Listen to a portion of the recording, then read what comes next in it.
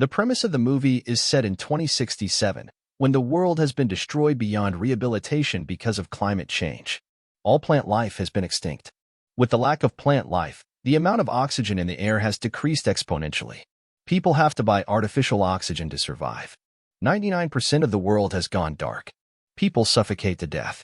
In such conditions, only one city in Australia has survived, and it is all thanks to a company called the Chronocorp Corporation that manufactures synthetic oxygen. However, artificial oxygen causes a fatal disease called the sickness over time. Humankind has mere years before it goes fully extinct. Ethan White is a resident of the Australian city. He and his friend, Jude, work as mechanics in the Chronocorp Corporation. The corporation is also working day and night to find a cure for the sickness and a way to save the world. Ethan's wife, Xantha, also has the sickness. Ethan works hard day and night to earn and buy her better oxygen. One day, as Ethan and Jude work in the tunnel, the Chronocorp's CTO of particle research, Regina Jackson, summons them to her office. There, she introduces herself to the two and tells them that humanity is going to die in a few years if the conditions do not change. She then reveals that Ethan is the only one who can help everyone and save humanity. Ethan is confused and doesn't believe her. But Regina insists he visit their lab. The lab has huge machinery.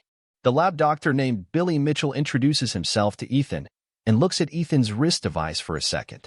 They then explain to him that Ethan's father, Dr. Richard White, started this project 20 years ago. The machine that stands in front of them is a time machine called the Chronicle. In the first ever experiment done with the machine, they had to send radio waves into it to check what was on the other side. They found out through it that 407 years later, in 2474, the Earth would have enough vegetation to maintain enough oxygen in the air and sustain human life. The people come to believe that if humanity still exists several hundred years later, it is likely that they have found solutions to all the problems plaguing their reality. However, a strange activity baffled the scientists there. The waves they sent had come back reformed. When they decoded it, they found out that someone from the future had sent them the message saying, "Send Ethan White." So now, Regina and the whole team want to send Ethan into the future for him to bring back the cure. Ethan is beyond surprised. He doesn't believe them and thinks that Regina is just bluffing. Moreover, he doesn't want to leave his sick wife and go into the future. So, he declines to help. Later, Ethan and Jude are at a diner, where they buy crisp oxygen. Jude tries to persuade Ethan to go through with the plan and help save humanity. However, Ethan laughs at him, saying that he doesn't want to be like his father. Ethan hates his father for never being there for him. 20 years ago, his father left home and went missing, while his mother was killed when he was a kid. Since then, he has been brought up by Jude, a man whom Ethan regards as his older brother as well as a best friend. He blames him for leaving his mother to complete the project and doesn't want to follow in his path and leave his sick wife. However, Jude manages to persuade him, saying that the only way he can save his wife is by finding a cure. Ethan reminisces of his 8th birthday when his father has bought him a strange box as a gift. As he puts his hands inside the box, a device latches onto his wrist, making him bleed. Richard had placed a permanent hand device on his son. It has been many years, but Ethan doesn't know its use yet. Later at home, Ethan tells Xantha everything that happened during the day, and she too insists him to go. The following morning, Ethan scribes, "I will find my way back to you," on a metal flower, and leaves it beside Xantha. He then goes to Regina's office again and tells her that if he can find only one cure, they will have to give it first to Xantha. Regina accepts and takes him to the lab again. Dr. Mitchell shows him the suit that he has to wear before getting into the machine. As they begin to explain the mission to him, Ethan realizes that they do not have a plan. They have no clue what he will see or who he will meet at the other end. However, after they put him in the suit, they give him an AI device called the Archie. Archie will show the lab Ethan's vitals at all times. It will also help to navigate his location. Then, they finally throw him into the machine. Inside, Ethan moves at high speed through time. He falls from the sky and lands in an unknown jungle.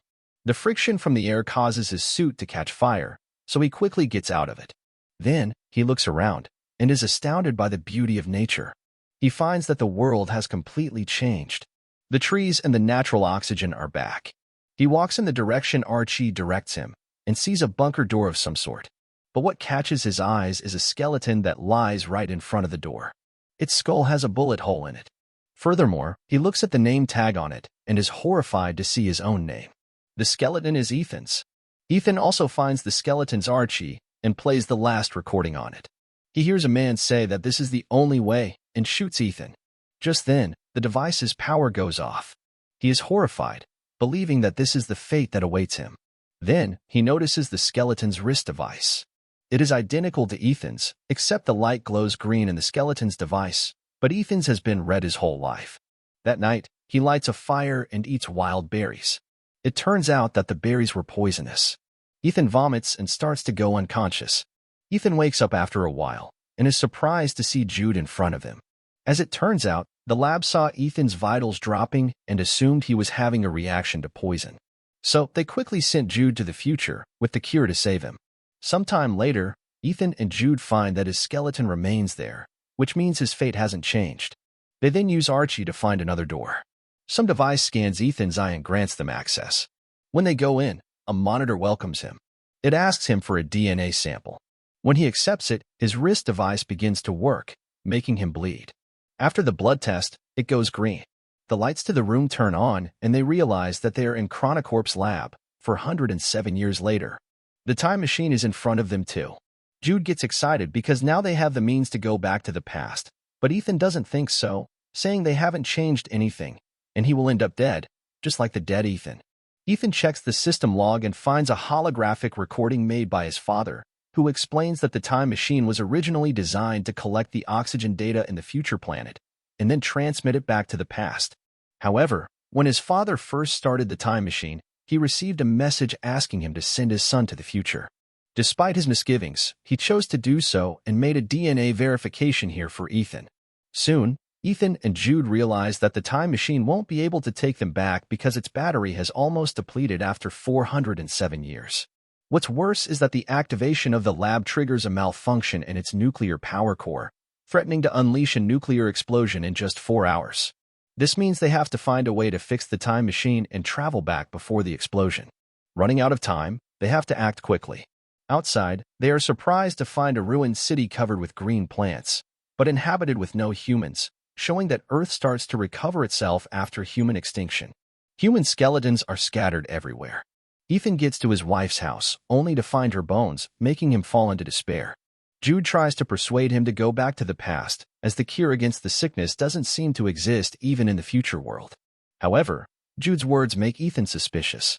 He then turns on the rusty Archie to play the recording once again, from which he recognizes Jude's voice, and it seems Jude is exactly the one who shot him.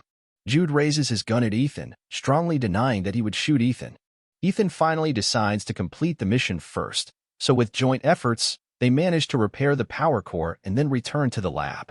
Now the Chronicle system works, and they should be able to return to the past. They just need to wait 37 minutes till portal launch. Once the countdown reaches 0, the portal will tether to 2067 for approximately 30 seconds. However, Ethan still finds his body remains behind a door at the same location, which implies that they haven't made any changes to the future. In order to figure out the truth, Ethan pulls out the battery of his current Archie and puts it onto the rusty one. In that way, he gets access to another video in which Ethan is assured that his future self will be killed by Jude. Jude then confesses that there is no hope of changing the future, and he is trying to protect Ethan. Finding it hard to believe, Ethan locks his brother up in a room, then plays back his father's holographic log from the day he died. He soon discovers a conversation between the Chronicorp's CTO, Regina Jackson, and his father. It's shown that Ethan's father wanted to use the time machine to save all mankind by finding the cure, but the CTO only intended to use the machine to flee from the dying time with some chosen few. However, whichever plan they choose, someone must travel into the future and turn on the time machine. To safely send living matter through time, it requires an operational link from both sides in order to stop the CTO with her plan. His father locks the time machine and sets Ethan's DNA as the verification key. In anger at what Ethan's father just did, the CTO killed him immediately. She then orders Jude to kill Ethan's mother and be a guardian to him, so one day they can use Ethan's wristband to get access to the future. Ethan is beyond surprised. The man he thought of as his brother turned out to be the one who killed his mother and is about to kill him too. He also realizes that he has misunderstood his father, who didn't deliberately abandon the family. Knowing that Regina wants to bring a chosen few into the future, Ethan tries to shut the time machine down, but Jude rushes to stop Ethan and reveals that he's tasked here by the CTO to ensure that Ethan is sent in time to repair the power failure. Once Ethan activates the time machine, he should kill Ethan. However, Jude has formed close emotional relations with Ethan over the years. Seeing his brother-like friend in that state because of him, he is guilt-ridden. So, instead of shooting Ethan, he shoots himself dead. In rage and regret, Ethan is determined to fulfill his father's dying wish, which is to find the cure and save the dying humans. He looks into the monitor and finds the very first message written by his father. He deduces that the message "Send Ethan White" was sent by himself. Hence, he codes in the message again and sends it into the past, along with many other things. Meanwhile, in the laboratory of the year 2067, the CTO with a group of privileged chosen people are waiting anxiously for the time machine to be activated. To their shock, however, the time machine sends back hundreds of extinct plants along with a copy of the recorded murder of Ethan's father. Soon after, the time machine is destroyed by Ethan, resulting in the collapse of the CTO's plan. In the end, the CTO is arrested due to the murder. The plants sent back to 2067 are cultivated to revitalize the planet. Ethan's wife also receives a flower sent from him and understands his choice. While Ethan has to stay in the future world alone, he buries Jude and forgives him. A butterfly catches his attention and leads him again to the same entrance, where Ethan is happy to notice that the corpse of his future self has gone. He rushes to take a look at the world outside and feels relieved to see a futuristic, eco-friendly city, in contrast to the deserted one from earlier. His decision had changed the future of mankind. The end. Like and subscribe for more videos.